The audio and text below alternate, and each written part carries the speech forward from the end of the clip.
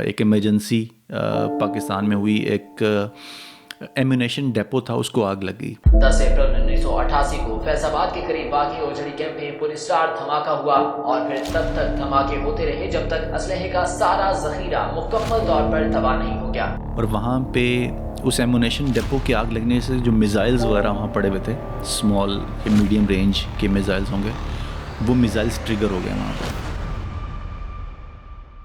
लेकिन 2017 में एक इंसिडेंट हुआ जिसने मेरा ख्याल है कि मेरी लाइफ का रुख मोड़ दिया। The terrifying moment in Melbourne, Australia, just before a driver plows his car into pedestrians in a busy street. वो था बर्ग स्ट्रीट इंसिडेंट। एक अच्छे लीडर में और एक बहुत अच्छे लीडर में सिर्फ इतना ही फ़र्क होता है कि वो कितना लर्न करना चाहता है। लेकिन आज जो घर हैं इनको जलने में शायद 4 से 6 मिनट का टाइम लगेगा बस। जी। जब आप अपने लिए काम कर रहे हैं, when you are your own boss, you can do wonders. Welcome back दोस्तों to another episode of the AB podcast। दोस्तों, किसी ने खूब कहा है, देखकर किसी को क्या जानोगे, सुन के भी समझना मुश्किल है, जानना है मुझे तो मेरे कर्मों से जानो, राशिद का मतलब ही सही रास्ते मंजिल है। आज के guest Rashid Khan, serial entrepreneur, founder and CEO of Evacuation। इन्होंने एक ऐसी ऐप डिज़ाइन करी है जो रियल टाइम इंफॉर्मेशन शेयर करती है ड्यूरिंग इमरजेंसी। इस पॉडकास्ट में हमने अनकवर करी है उनकी journey from Pakistan to Australia, how he founded an evacuation company, his entrepreneurial path and how his company has been helping businesses and saving lives. चलो शुरू करते हैं आज का एपिसोड राशिद खान के साथ। सबसे पहले राशिद जी, थैंक यू सो मच ये करने का। ये मतलब मेरे लिए ऑनर है कि मैं आपके साथ ये पॉडकास्ट कर रहा हूँ, तो और आपका बहुत बहुत स्वागत है द एबी पॉडकास्ट में। Thank you so much for having me and मैं उम्मीद करता हूँ कि इससे काफ़ी सारे लोग काफ़ी सारी चीज़ें सीखेंगे। बिल्कुल, एब्सोल्युटली। और मेरा ये सबसे best part I think overseas जो रह रहे हैं उनका ये है कि हम एज इंडियन पाकिस्तानी ये कोलैबोरेशन कर पा रहे हैं। आई थिंक ये सबसे ही मज़ेदार चीज़ है इसमें से, कि नहीं तो नॉर्मली पॉडकास्ट इंडिया में भी चल रहे हैं, पाकिस्तान में भी चल रहे हैं, बट आपस में वो कर नहीं पा रहे due to political reasons. But the beauty about कि हम बाहर हैं और हम ये कर पा रहे हैं, नॉलेज शेयर कर पा रहे हैं, आई थिंक ये बेस्ट पार्ट है इस चीज़ का। So once again thank you. और इससे पहले हम शुरू करें, एक बहुत ही क्विक इंट्रो अगर आप हमारे व्यूअर्स को अपने बारे में कुछ बता पाएँ। मेरा नाम राशिद खान है। इमरजेंसी मैनेजमेंट मेरी डोमेन है। इमरजेंसी मैनेजमेंट में पिछले 12 साल से काम कर रहा हूँ। I was an emergency manager for one of the top 4 banks in Australia.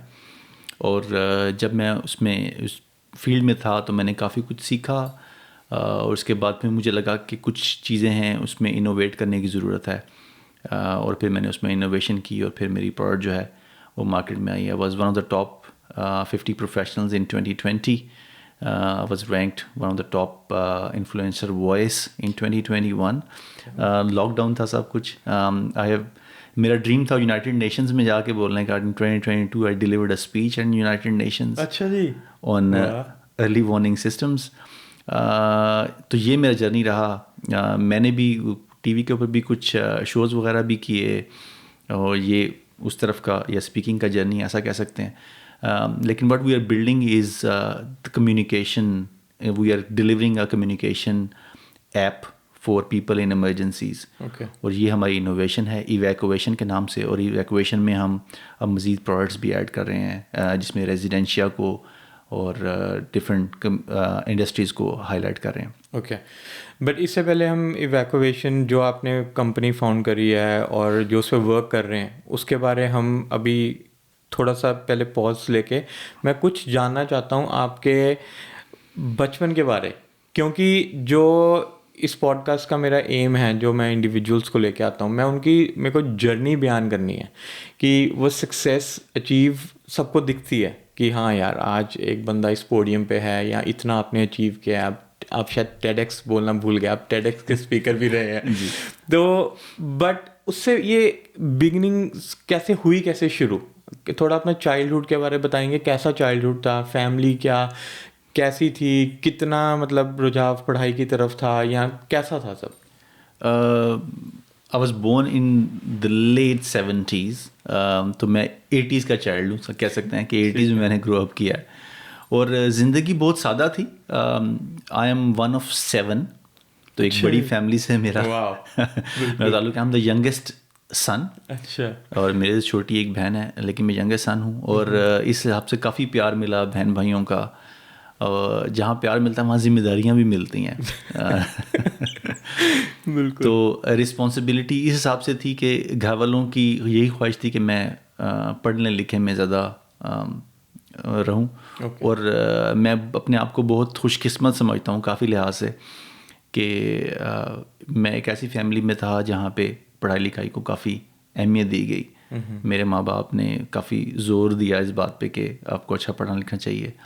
और फिर उस हिसाब से आपको टीचर भी मिल जाते हैं कि वो कहते हैं ना, आप जिस तरफ जाना चाहें, यूनिवर्स या कुछ लोग गॉड और अल्लाह भगवान जो भी आप इस्तेमाल करते हैं एज अ सुपर पावर, वो आपको उस तरफ गाइड करने लगती है आहिस्ता आहिस्ता, और आपको ऐसे लोगों से मिलाने लगती है। तो फिर मेरे अच्छे टीचर्स थे जिन्होंने मुझे बहुत गाइड किया। वन ऑफ माई टीचर, उनका नाम मैं हमेशा लेता हूँ, सैयद महफूज अहमद उनका नाम है। He has passed away now, लेकिन वो विजुअली इम्पेयर्ड थे। ओके। तो मैं उनका राइटर भी था। अच्छा। मतलब जब उनके एग्ज़ाम्स वगैरह होते थे तो वो फिर मुझे बोलते थे और मैं लिखता था उनके एग्ज़ाम्स। क्या बात है। और उसके अलावा मैं उनको बुक्स उनकी काफ़ी ज़्यादा रीड मैंने की। मुझे कुछ ब्रेल नॉलेज भी है। Braille is the way you read for visually impaired people. तो मुझे वो ब्रेल भी उन्होंने सिखाई कि इस ब्रेल पे ऐसे पढ़ते हैं, ताकि मैं उनको पढ़ के सुना सकूँ चीज़ें। अच्छा। क्योंकि उनकी कुछ किताबें जो थी वो ब्रेल में लिखी होती थी। तो ये काफ़ी खुशकिस्मती रही। एक ऐसा इंसिडेंट इमरजेंसी मैनेजमेंट के हवाले से मैं जब भी जिक्र करता हूँ तो मैं कहता हूँ कि आपकी लाइफ का एक पैटर्न डिज़ाइन हो जाता है। और कुछ चीज़ें जो होती हैं या कुछ वाक़यात आपकी ज़िंदगी में ऐसे होते हैं जो कि आपको काइंड ऑफ गाइड कर रहे होते हैं उस तरफ। तो 1988 में एक ऐसा इंसिडेंट मेरे साथ हुआ। एक इमरजेंसी पाकिस्तान में हुई, एक एम्यूनेशन डेपो था, उसको आग लगी। ओके। रावलपिंडी सिटी से हूँ मैं। और वहाँ पे उस एम्यूनेशन डेपो के आग लगने से जो मिसाइल्स वगैरह वहाँ पड़े हुए थे, स्मॉल या मीडियम रेंज के मिसाइल्स होंगे, वो मिसाइल्स ट्रिगर हो गए वहाँ पे। और वो पूरे सिटी में उसने काफ़ी ज़्यादा तबाही मचाई, काफ़ी ज़्यादा बिल्डिंग्स को नुकसान पहुँचा उससे। मैं बहुत छोटा था उस वक्त, 8-9 साल का था। तो मैं उस दिन घर पे ही था, इतवार का दिन था, मुझे याद है 10 अप्रैल 1988। तो मैं घर पे था और मेरी तबीयत कुछ ठीक नहीं थी, और मेरे घर के सामने एक प्राइमरी स्कूल है। तो मैं जब मुझे वो आवाज़ें आई हैं, वो ब्लास्ट वगैरह हो रहे थे, तो मैं तो बहुत छोटा था, it was hard for me to comprehend के व्हाट इज़ हैपनिंग। लेकिन मैंने बच्चों के वहाँ पे चीखने की आवाज़ें वगैरह सुनी। उस स्कूल पे भी मिसाइल्स आके लगे थे। तो मैंने 18 बच्चों को उनके घरों पे ले गया। अच्छा। As an 8-9 years old. और मेरे घर वाले मेरे बारे में परेशान थे कि बच्चा कहाँ गया। तो मुझे इस बात में 1-1.5 घंटा लग गया, लेकिन मैंने बच्चों को, प्राइमरी स्कूल के बच्चों को उनके घरों पे छोड़ के आ गया मैं। क्या बात है। तो इमरजेंसी का ये जो सिनेरियो गुजरा, इस इंसिडेंट में तकरीबन 182 लोगों की जान चली गई। ओह गॉड। और 1000 से ज़्यादा लोग ज़ख्मी हो गए। मतलब it was a big incident obviously. But उस एज में उठ के घर से जाना और बच्चों को फटाफट महफूज जगह पे लेके जाना, ये मुझे नहीं लगता कि 10 में से 9 बच्चों के भी जहन में या 10 में से 10 के भी जहन में आएगा। सबसे पहले या तो वो अपने पेरेंट्स को ही कहेंगे कि ये क्या हो गया है, या अपने आप को ही कहीं बच्चा हाइड करेगा, चाहे वो बड़ा ही क्यों ना हो। तो ये क्या स्टार्टिंग से ही आपने, क्योंकि ये ऐसा अपब्रिंगिंग रही है कि अपने आप को बाद में और पहले दूसरे को रखना, ये हमेशा से रहा है? क्योंकि वो एकदम ऐसे मौक़ों पे मेरे ख्याल से सोच नहीं काम करती, वो इंस्टेंटली जो चीज़ हो जाती है वो हो जाती है। तो ये पहले से या तो कंडीशनिंग ऐसी फैमिली में होएगी, या शायद आप अपने आप को इस तरह ही हमेशा देखते थे, कैसे? लाइक मेरा ख्याल है मेरा बेसिक इंस्टिंक्ट था यही कि जाके किसी की मदद करनी है। उसमें तरबियत का बहुत बड़ा अमल दखल है। मेरे parents obviously they have been in that position और उन लोगों ने बहुत ज़्यादा लोगों की हेल्प की। लेकिन मुझे भी यही इंस्टिंक्ट आया और फिर मैं जाके लोगों की हेल्प की मैंने, और बच्चों को ऑब्वियसली उनके घरों पे छोड़ के आया। और मेरे जो टीचर हैं उस वक्त, जो मैंने बताया कि सैयद महफूज अहमद, तो उन्होंने मुझे कहा कि ये पहले तो उन्होंने मुझे डांटा कि तुम्हें बताए बगैर कैसे चले गए तुम। लेकिन क्योंकि सब लोग परेशान थे कि कहाँ पे हैं, लोग काउंट कर रहे थे घर पे फैमिली मेम्बर्स को एंड ऑल दैट।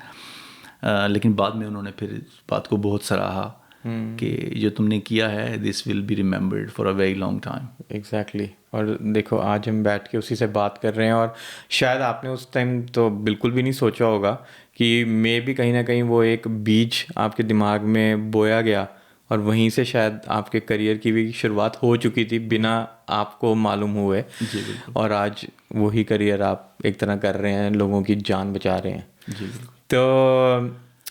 तो इसके पहले अगेन हम ऑस्ट्रेलिया आए, बट पाकिस्तान में ही आपका जो क्या आपने कितनी तालीम हासिल करी, लाइक कौन से लेवल तक आप पढ़े और यहाँ आना कैसे हुआ?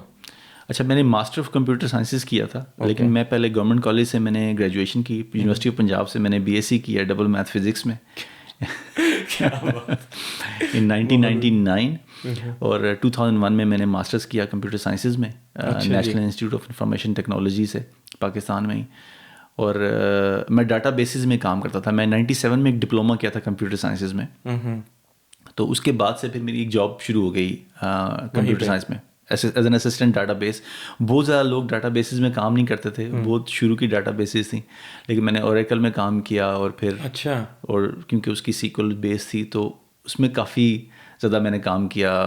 फ्रॉम 1997 ऑनवर्ड्स 2005 जब तक मैं ऑस्ट्रेलिया नहीं आ गया तो मैं डाटा बेसिस में ही काम करता था। तो ऑस्ट्रेलिया आने का ख्याल आप कह सकते हैं कि इसमें किसी हद तक जो अमल दखल है वो क्रिकेट का भी है। वो कैसे? क्योंकि 92 का वर्ल्ड कप पाकिस्तान जीता था मेलबर्न में, तो आपके दिमाग में ये एक इनडायरेक्ट वे में आपके जहन में लोगों के एक चीज़ चली जाती है। जैसे मैं भी छोटा सा था उस वक्त, मैं 9th क्लास में था, 9th क्लास में मूव कर रहा था मैं उस वक्त। तो वो वर्ल्ड कप हमने देखा और वो एक इंस्पिरेशन क्रिएट हो जाती है आपकी। तो वो एक इंस्पिरेशन जो है वो क्रिएट हो गई थी और ऑस्ट्रेलिया के बारे में एक एफिलिएशन छोटी सी ना क्रिएट हो गई थी। लेकिन 2002 में मैंने फिर अप्लाई किया। 2004 में एक इंटरेस्टिंग इंसिडेंट भी हुआ। वो ये था कि मेरे पेरेंट्स ने कहा कि तुम्हें पब्लिक सर्विस कमीशन करना चाहिए। तो फिर मैंने पब्लिक सर्विस कमीशन किया और मैंने वो पास भी कर लिया। तो जब 2005 में मेरा उस तरफ से पब्लिक सर्विस कमीशन की फाइनल आ गई थी, so I was supposed to become assistant superintendent of police, और दूसरी तरफ मेरा ऑस्ट्रेलिया का रेजिडेंट वीज़ा आ गया था। अच्छा। तो मैं एक दफ़ा फिर लाइफ में एक दोराहे पे खड़ा था कि क्या करना। तो बेसिक इंस्टिंक्ट ने कहा कि ऑस्ट्रेलिया भाग चल और ऑस्ट्रेलिया आ गए। और ऑस्ट्रेलिया तो हमेशा से मतलब अपनी इंस्टिंक्ट को ही आपने वैल्यू किया है रादर देन कई होते हैं ना बहुत डीप थिंकर्स कि एक उसको लेके बैठ जाना 2 दिन या 3 दिन नहीं, पूरा थॉट देना है कि क्या प्रोज हैं क्या कॉन्स हैं, ऐसा कुछ नहीं, जो एक फील आ गई है वो कर देना है। मेरे पेरेंट्स ने मुझसे, I am very lucky in that way कि मेरे पेरेंट्स ने मुझे बिठा के पूछा कि आप क्या करना चाहते हो। क्योंकि मैं उस वक्त 25-26 साल का था तो काफ़ी कुछ सोच सकता था कि मुझे क्या करना है। और तो मुझे लगा कि मुझे एक नए कंट्री में जाके, और माइग्रेशन के बहुत से बेनिफिट्स हैं। बिल्कुल। अगर आप जब हम माइग्रेट करते हैं तो आप एक दूसरा कल्चर सीखते हैं, बहुत से दूसरे लोगों से आप जो हिजरत जिसे कहते हैं माइग्रेशन, हिजरत आपको बहुत कुछ सिखाती है। और हमने पहले भी देखा है कि बहुत से लोगों ने हिजरत सिर्फ इसलिए भी की ताकि वो जाके दूसरी चीज़ें सीख सकें। जैसे हम अभी सामने हमने ना बैठे होते, बिल्कुल एक बहुत से दोस्त मेरे, जो मैं शुरू में आया तो बहुत से मेरे जो दोस्त थे वो क्रॉस द बॉर्डर थे। तो आपको उनका पॉइंट ऑफ व्यू सोचने को, समझने को मिलता है। और आप बहुत सी बातें जो हैं वो बियॉन्ड बॉर्डर्स पे सोचने लगते हैं। तो आपकी जो माइंड सेट है वो भी चेंज हो जाता है। तो हिजरत जो है वो काफ़ी बाइस बरकत रही मेरे लिए। वही है, जो चीज़ें एक्सपैंड ही होती हैं, घटता कुछ नहीं है। वही जैसा आप कह रहे हैं, लर्निंग, नॉलेज, ये सब बढ़ता ही रहता है। तो जब आप यहाँ मूव करें उसके बाद आपने ऑब्वियसली जॉब वगैरह अपनी करी, तो आप ये इमरजेंसी और इस लाइन में कैसे आए? ये तो बिल्कुल डेटा से डिफरेंट थी जो आप पाकिस्तान में कर रहे थे, तो ये लाइन में कैसे आना हुआ? अच्छा, में जब मेरी जो जॉब थी वो हम उसमें डाटा बेसिस में ही काम करते थे। ओके। और डाटा बेसिस से काम करते करते जब इमरजेंसी, क्योंकि हमारा डिपार्टमेंट वो एक ही था, सिक्योरिटी इन्वेस्टिगेशन सर्विसेज उसका नाम था, तो उसके अंदर इमरजेंसी मैनेजमेंट उसका एक कंपोनेंट था। तो वहाँ पे एक रोल जब आया तो उन्होंने कहा कि इसमें ना डाटा का काफ़ी ज़्यादा काम है। पहले तो मुझे इमरजेंसी मैनेजमेंट के बारे में कुछ पढ़ना पड़ा कि यहाँ पे इमरजेंसी मैनेजमेंट कैसे होती है, इमरजेंसी कोऑर्डिनेशन कैसे होती है, उसके बारे में स्टडी किया मैंने। लेकिन काफ़ी ज़्यादा जो काम था वो डाटा से रिलेटेड था। मतलब डाटा को कहाँ से उठाना है, उसकी कंप्लाइंस के बारे में चीज़ें देखनी थी, कहाँ पे कितने नंबर्स होने चाहिए एंड ऑल दैट। और numbers, I was good in numbers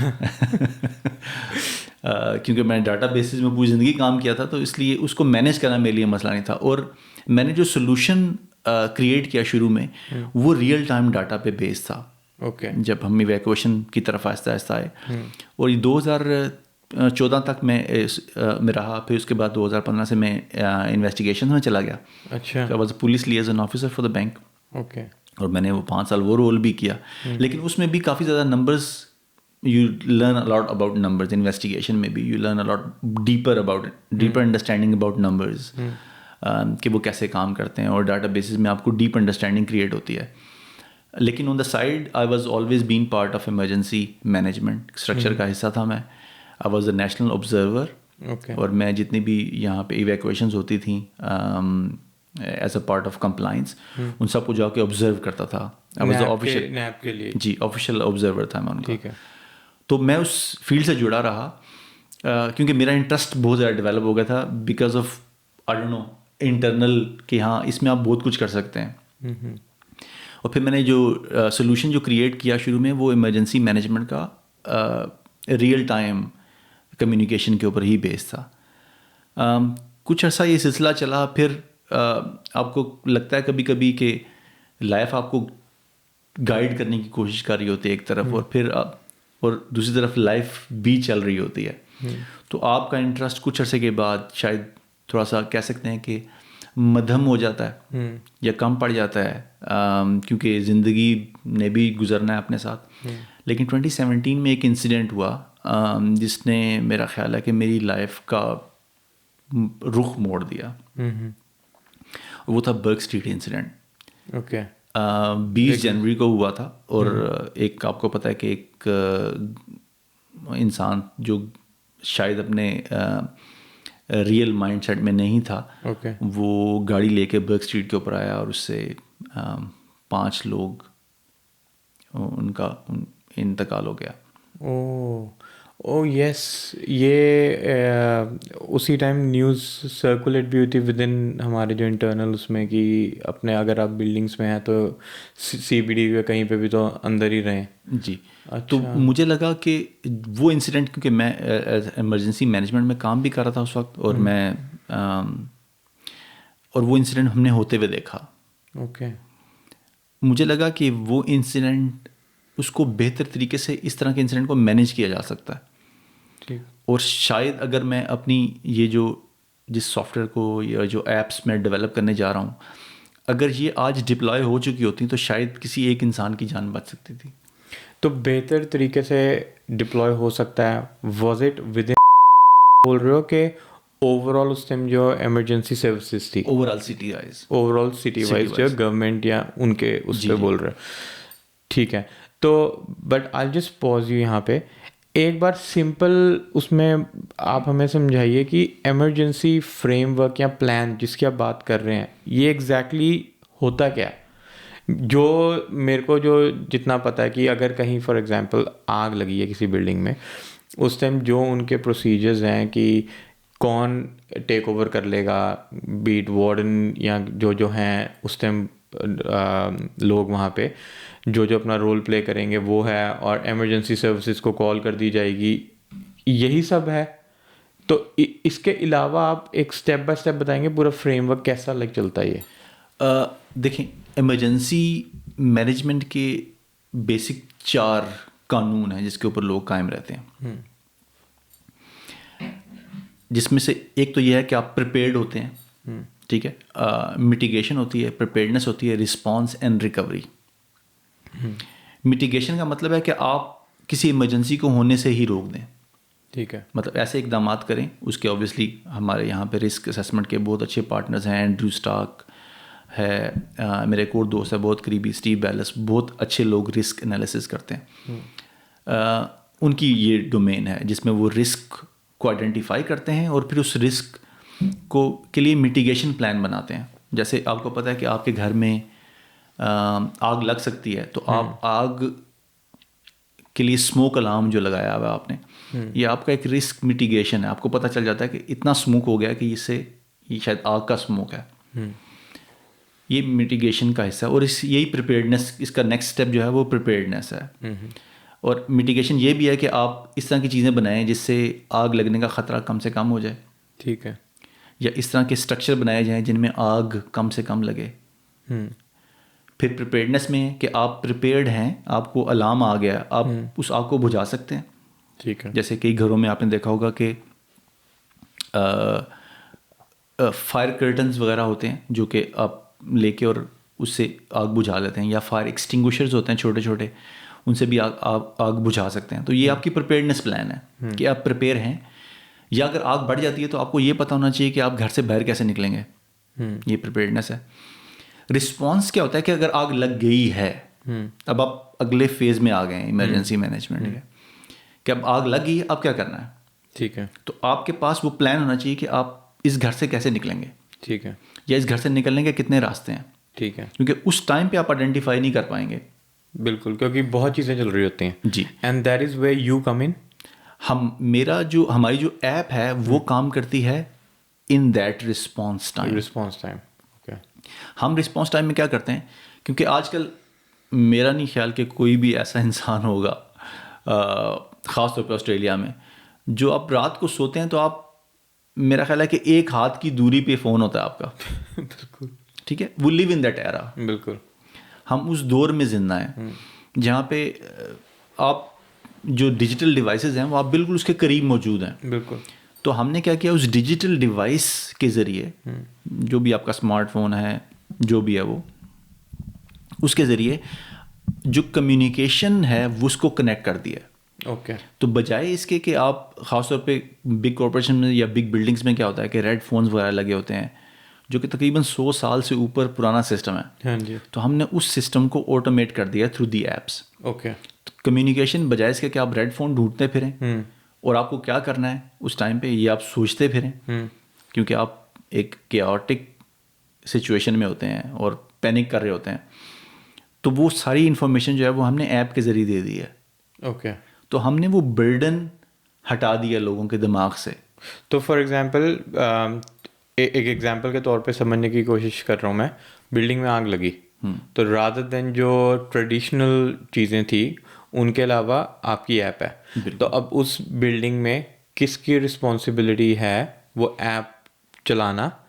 वो ऑलरेडी ऑथराइज्ड हैं? जी, ओके, उनके पास एक्सेस है आपकी ऐप का? बिल्कुल। क्योंकि सबके पास तो होगा नहीं, जो चीफ वार्डन है या वार्डन है, फ्लोर वार्डन है, उनके पास है। तो उन्होंने क्या करना है उस ऐप पे? वो ऐप के ज़रिए कम्युनिकेट करेंगे। अच्छा। बजाय इसके कि किसी और जगह से कम्युनिकेट करें, वो ऐप के ज़रिए। और ऐप जो है वो बिल्डिंग के सिस्टम से भी जुड़ी हुई है। ओके। मतलब बिल्डिंग के सिस्टम्स ने उस ऐप को बता दिया है कि इस बिल्डिंग में ये वाली इमरजेंसी है। ओके। तो हम उस इमरजेंसी का जो भी प्रोटोकॉल होगा, जो प्लान में लिखा हुआ है, उस प्रोटोकॉल को ऐप फॉलो करवाएगी। अच्छा, तो जो उसको ऑपरेट कर रहा है वो ऐप उसको गाइड करती रहेगी कि अब ये नेक्स्ट ये क्योंकि मैं आपकी ऐप में भी देख रहा था, जैसे एक वो राउंड बटन टाइप है कि उसको प्रेस करके रखिए फॉर 5 सेकेंड्स। तो ये चीज़ है कि अगर उसको कोई करे तो वो इमरजेंसी सर्विसेज को भी पता लग जाएगा। वो 2 स्टेप्स से कनेक्ट होता है। अगर तो कोई ऐसी इमरजेंसी है जो कि आपको लगता है कि आपको इमरजेंसी सर्विसेज को पहले ही बताना है, तो उसके अंदर पहले से ही बटन मौजूद है, उसी के ऊपर आप 000 डायल करेंगे तो 000 डायल हो जाएगा। अच्छा। एक ये फंक्शनैलिटी भी है। एक फंक्शनैलिटी ये भी है कि आपने अपनी बिल्डिंग के लोगों को बताना है कि बिल्डिंग के बाहर कोई इमरजेंसी है, जैसे बर्ग स्ट्रीट इंसिडेंट में आप बिल्डिंग के बाहर हैं, आप उस बटन को प्रेस करेंगे तो आपकी बिल्डिंग के जो चीफ वार्डन है, क्योंकि ऑथेंटिकेशन ऑब्वियसली होगी, वो ऑथेंटिकेट करेगा कि वाकई ये बंदे ने इस इमरजेंसी को क्रिएट किया है। ओके, बिल्डिंग के बाहर इस बिल्डिंग को लॉकडाउन कर दो।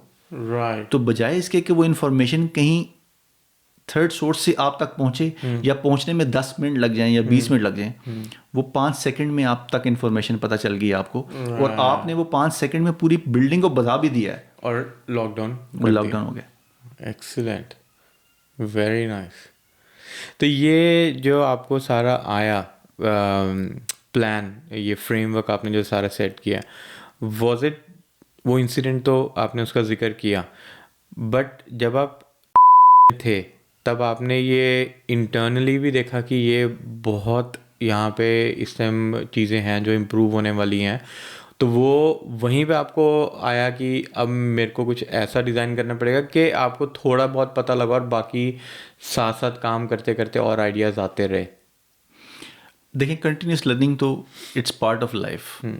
एक अच्छे लीडर में और एक बहुत अच्छे लीडर में सिर्फ इतना ही फ़र्क होता है कि वो कितना लर्न करना चाहता है, मतलब कितना ज़्यादा सीखना है। सीखने की चाहत जितनी ज़्यादा है, आप उतने बड़े लीडर हैं। बिल्कुल। और मैं तो मुझे लगा, अभी खैर मैं वहाँ नहीं पहुँचा, लेकिन मैं चाहता हूँ कि मैं सीखता रहूँ। मुझे सीखने की चाह है। मैं लोगों से सीखता हूँ, मैं प्रोसेसेस से सीखता हूँ, मैं कहीं नई बिल्डिंग्स में जाता हूँ, वहाँ सीखता हूँ, कॉन्फ्रेंसेस में जाता हूँ, वहाँ सीखता हूँ, लोगों से नेटवर्क करता हूँ, वहाँ सीखता हूँ। I wanted to learn.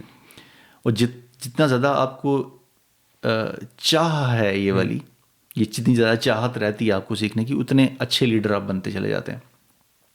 तो मैंने काफ़ी कुछ सीखा, और जब मुझे लगा कि इसके बारे में मुझे ऐप्स बनानी है, तो फिर मैंने मतलब मुझे 15-16 साल गुजर चुके थे आईटी की फील्ड में कोई कोर्स किए हुए। मतलब मैंने मास्टर्स किया था, उसके बाद से शॉर्ट कोर्सेज वगैरह किए थे, लेकिन कोई ऐसी चीज़ कॉन्क्रीट नहीं की थी कि जिससे मेरे नॉलेज को एक नया लिफ्ट मिले।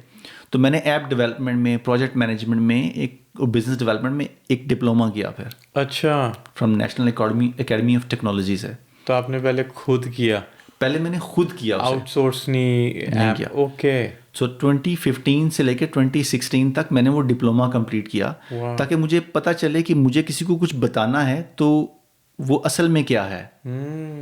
तो मैंने जितने भी इमरजेंसी मैनेजमेंट के प्रोसेसेस बहुत इम्पॉर्टेंट होते हैं काफ़ी लिहाज से, कि उसमें गैप नहीं आने चाहिए। तो मैंने उन सारे प्रोसेसेस को ना सिर्फ लिखा, मेरे घर पे एक वाइट बोर्ड था जो कि जिसकी तस्वीर जो हैं वो हज़ारों की तादाद में मेरे फ़ोन पे मौजूद हैं। तो मैंने उसकी तस्वीर लेके उन प्रोसेसेस को लिखा और फिर उस प्रोसेस को कन्वर्ट किया आईटी के प्रोसेसेस में। और ये सब आप उधर, अभी जॉब भी आपकी पैरेलल चल रही थी और इधर ये एजुकेशन चल रही थी? वाह। और शाम को उबर भी चल रही थी। सीरियसली? उसकी रीज़न ये थी कि इस नए प्रोजेक्ट को करने के लिए मेरे पास फंड्स नहीं थे, क्योंकि मैंने इस बिज़नेस को बूटस्ट्रैप किया है। तो एक लेवल तक मेरे पास फंड्स थे कि मैं इसको बिल्ड कर सकता था, लेकिन उसके मेरे फंड्स ख़त्म हो गए। फिर मैंने उबर भी चलाई है।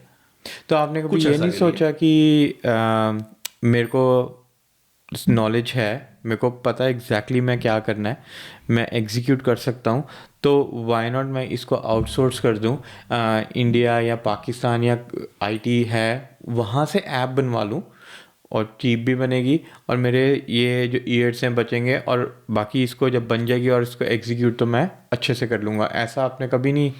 मैं चाहता था कि इसको समझूं मैं पहले। मैंने ऐप खुद नहीं अपने हाथों से बनाई ऑब्वियसली, लेकिन अगर आप प्रोसेस समझ नहीं सकते, इमरजेंसी मैनेजमेंट खुद इतनी डीप डाउन फील्ड है और काफ़ी ज़्यादा लोग जो हैं उसका इमरजेंसी मैनेजमेंट के बारे में नॉलेज भी काफ़ी डिफरेंट है। काफ़ी लोग समझते हैं कि इमरजेंसी रिस्पांस के जो लोग हैं वो इमरजेंसी मैनेजमेंट के लोग हैं, लेकिन ऐसा नहीं है।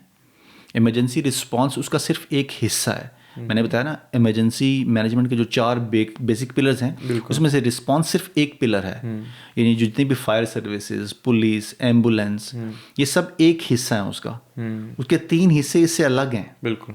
तो जब तक आपको एंड टू एंड नॉलेज नहीं है उस पूरे सिस्टम की, तब तक आप कुछ डेवलप नहीं कर सकते। तो जितना टाइम मुझे उन प्रोसेस को निथारने में या क्लियर करने में, या किसी आईटी के बंदे को मैं समझा सकूं ये इस ऐप को मैंने उस सारे प्रोसेस को लिखा है, बिल्ड मैंने नहीं किया, बिल्ड ऑब्वियसली डेवलपर्स नहीं किया इसको। बट स्टिल आपने ग्राउंड जीरो से सारी अपनी रिसर्च करी और उसको लाइक लिया। बट आप जैसे रिस्पॉन्सिव उस लेग में है, उस पिलर में, जैसे अगर हम कहें तो जैसे आपने मिटिगेशन भी बताया कि है, तो कभी मिटिगेशन जब आती है तो उधर रोल प्ले या उधर आपने नॉलेज लेने की कोशिश करी है कि सबसे पहली चीज़ आपने कहा कि कैसे हम आग लगने को, कैसे वो रिस्क को कम करें। फॉर एग्जांपल के तौर पे अब जैसे ये घर है, यहाँ पे लकड़ के घर है, ठीक है, हमने अपने वहाँ देखे हैं ईंटों के घर, ये तो आग मिनट में पकड़ते हैं जी। तो इसका कभी यहाँ पे इन्होंने कोई वे आउट नहीं ढूंढा कि हाँ हम मटेरियल चेंज करें या ब्रिक हाउस करें? आई नो वो ज़्यादा कॉस्टली होंगे, बट ऐसा नहीं कभी कोई डिस्कशन होती है आपकी या किसी से? असल में ये वाले घर ज़्यादा रिजिलियंट हैं। अच्छा। काफ़ी लिहाज से ज़्यादा रिजिलियंट हैं, लेकिन जो स्ट्रक्चरल चीज़ें हैं, अब कुछ ये अब डीप इंडस्ट्री नॉलेज मैं आपके साथ शेयर कर रहा हूँ कि आज से 20 साल या 25 साल पहले जो घर बनते थे, जिस लकड़ी के बनते थे, उस लकड़ी में और आज जो लकड़ी इस्तेमाल हम कर रहे हैं उसमें फ़र्क है। ओके। उस लकड़ी के घर जो 20-25 साल पहले जो घर अप्रूव्ड और डेवलप हुए, उन घरों को जलने में एवरेजली तकरीबन 15 से 17 मिनट लगते हैं पूरे घर को जलने में। लेकिन आज जो घर हैं इनको जलने में शायद 4 से 6 मिनट का टाइम लगेगा बस। जी। तो आपके पास रिस्पॉन्स टाइम कम हो गया है। बिल्कुल। लेकिन क्योंकि घर इतने रिजिलियंट हैं, इसीलिए आपके घरों में स्मोक अलार्म्स लगे हुए हैं, आपके घरों में और भी चीज़ें लगी हैं जो कि जैसे रेंज हुड्स वगैरह हैं, ये मेक श्योर करते हैं कि आपके घर को आग ना लगे। बिल्कुल। बट अवेयरनेस भी होनी बहुत ज़रूरी है। मैं आपको अपना पर्सनल इंसिडेंट शेयर करता हूँ जो हमारे साथ हुआ। हम इस घर में मूव किए और मेरे कुकिंग कर रहे थे, और वो कुकिंग करते हुए जो जैसे मस्टर्ड ऑयल होता है ना, तो उसको कई बार थोड़ा सा करना पड़ता है हीट उस लेवल पे ताकि वो होए कुकिंग, तो वो कर रहे थे। कहीं से उन्होंने कहा कि स्मेल भी होती है ऑयल की एक अपनी, तो हम विंडो वगैरह खोल दी और ऐसे स्लाइडिंग डोर भी, उस दिन विंडी भी काफ़ी था, और वो धीरे धीरे जो आग थी वो लेवल बढ़ता गया और उन्होंने हमें सबको बुलाया जब वो प्रीटी मच रेंज उठ के इतनी क्लोज वो आग आ गई उस लेवल पे। स्मोक अलार्म बज रहे हैं, बच्चे बिल्कुल छोटे हैं और धुआं ही धुआं हो चुका था घर में। और अभी हम मूवी के हुए थे, हमें हार्डली 2-3 महीने हुए थे, इसी घर की बात है, और हमें कुछ नहीं समझ आया जो हम पहले बात कर रहे थे। मतलब कॉल करी, बट वो कॉल भी इतने पैनिक उसमें करी, और जब वो इमरजेंसी सर्विसेज वाले आए उन्होंने, तब तक आग हम बुझा चुके थे, बट उनका सबसे पहले क्वेश्चन ये था कि तुम्हारे पास वो फायर ब्लैंकेट या फायर एक्सटिंग्विशर है? हमने कहा नहीं, और ऑनेस्टली मुझे तब तक पता ही नहीं था कि ऐसी भी कोई चीज़ होती है घर में रखनी चाहिए। और उन्होंने हमें कहा कि बनिंग्स जाओ और लेके आओ। उसके बाद से मेरे घर पे तो है ही है, मेरे प्रीटी मच सारे फ्रेंड सर्कल में भी ये, उनके घरों में भी है। तो अब मैंने तो ये बहुत ही एक उस नोट पे ये चीज़ सीखी है कि पर्सनल एक्सपीरियंस, बट मुझे नहीं लगता आम लोगों को इस चीज़ की इतनी नॉलेज है भी। आपने एक बहुत कुछ चीज़ों को, काफ़ी क्रिटिकल पॉइंट्स आपने हाईलाइट कर दी हैं। ये डिस्कशन मेरे ख्याल है काफ़ी लंबी चलने वाली है। बिल्कुल। देखिए, एक तो ये है कि हमें कल्चरल, ऑस्ट्रेलिया एक कल्चरल डिफरेंस भी है। यहाँ पे जैसे घर बनते हैं, जैसे आपने बताया कि इंडिया में वैसे घर नहीं बनते, वहाँ पे ईंट का घर होता है, ईंट सीमेंट का घर बनता है। यहाँ पे घर जो है उसकी बेस होती है और ऊपर जो सारा स्ट्रक्चर, तकरीबन 95% घरों का स्ट्रक्चर होता है तकरीबन लकड़ी का होता है, या लकड़ी कहीं ना कहीं इस्तेमाल हुई हुई है। तो आग के लगने के जो चांसेस हैं वो काफ़ी ज़्यादा भी हैं। बिल्कुल ठीक है, लेकिन घर जो हैं वो इस तरीके से डिज़ाइन किए गए हैं कि वो काफ़ी लिहाज तक प्रोटेक्टेड रहते हैं। ठीक है। उनके अंदर प्रोटेक्शन लेयर्स लगी हुई हैं जिसकी वजह से घर बचे रहते हैं आग लगने से। इतना कुछ होने के बावजूद भी, मतलब इतने ज़्यादा लकड़ी का एक्सपोजर होने के बाद भी। लेकिन कई लोग, जैसे हमारे पेरेंट्स जब पाकिस्तान या इंडिया से या बांग्लादेश या श्रीलंका से जब आते हैं तो उन लोगों को वो उसी तरीके से लाइफस्टाइल को गुजारते हैं, उनका लाइफस्टाइल या उनकी जो चीज़ें हैं वो वैसे ही रहती हैं जैसे मंदिर की में पूजा चल रही है तो दिया जल रहा है, हाँ। ठीक है। यहाँ पे कर्टन्स आपको पता है हवा का थोड़ा प्रेशर ज़्यादा रहता है हमेशा, बिल्कुल। तो जैसे ही कर्टन कोई भी खुदा ना खास्ता आग पकड़ ले तो बस घर गया। तो हमें इन कुछ चीज़ों का मतलब कल्चरली वो चीज़ें उनके साथ वहाँ पर ठीक हैं वो, लेकिन यहाँ पे थोड़ा सा एहतियात के साथ वो काम करने की ज़रूरत है। जैसे सर्दियों में और ख़ास तौर पे जो पेरेंट्स आते हैं, आपको पता है विक्टोरिया में ख़ास तौर पे मौसम थोड़ा ज़्यादा ठंडा रहता है, तो हमारे यहाँ जो इलेक्ट्रिकल के जो अप्लाइंसेस वगैरह हम यूज़ करते हैं, हीटर बहुत करीब करके रख दिया, मतलब वहाँ तो सीमेंट का फर्श था या मार्बल का फर्श था, उसने तो आग नहीं पकड़नी, लेकिन यहाँ पे तो कारपेट है, कारपेट, तो उसके नीचे जो है वो स्पेशली लिखा हुआ है कि उसको किसी हार्ड सरफेस पे रखें आप, बिल्कुल, ताकि उससे कारपेट उससे आग ना पकड़ ले या वो बहुत ज़्यादा हीट अप ना हो जाए। और कई दफ़ा वो चीज़ें हीट अप हो जाती हैं और आपको पता नहीं चलता, लेकिन वो ट्रिगर थोड़ी देर के बाद होती हैं। उनको सिर्फ एक चिंगारी, बिल्कुल कोई भी चीज़ चाहिए। तो वो सब चीज़ें जो हैं वो मैं पेरेंट्स के लिए भी एक छोटा सा एजुकेशन सेगमेंट होना चाहिए, या जब वो आएँ तो उनको थोड़ी सी चीज़ें, और एडेप्टेबिलिटी आपको पता है बहुत इंपॉर्टेंट है। अब जिस भी एरिया में रह रहे हैं आपको पता होना चाहिए कि अच्छा इसकी यहाँ की प्रोफाइल थोड़ी सी इस तरह की है, यहाँ पे आग लग सकती है। कई लोग जो हैं मतलब बाहर तंदूर जला के और उसमें कर रहे होते हैं एक्सपेरिमेंट्स वगैरह, तो वो सिर्फ आपके घर को सिर्फ एक चिंगारी चाहिए। बिल्कुल। और यहाँ पे बहुत कॉमन है आग के इंसिडेंट्स जो बिल्कुल एक्सीडेंटल या मैन मेड डिज़ास्टर जिन्हें कहते हैं वो हो जाते हैं। तो हमारे पेरेंट्स के बारे में उनको एजुकेट करने की ज़रूरत है कि इस इलाके में आग लगने के कितने ख़तरे हैं, आग लगने जाने की सूरत में, क्योंकि कई दफ़ा घर पे सिर्फ वही होते हैं, किसको कॉल करनी है, ये सब एजुकेशन मेरा ख्याल है एज अ जनरेशन हमारी रिस्पॉन्सिबिलिटी है कि हम अपने पेरेंट्स को ये बताएं कि क्या क्या करना है आग लग जाने की सूरत में या आग से बचने के लिए। बिल्कुल। जैसे फायर ब्लैंकेट का घर में होना बहुत ज़रूरी है।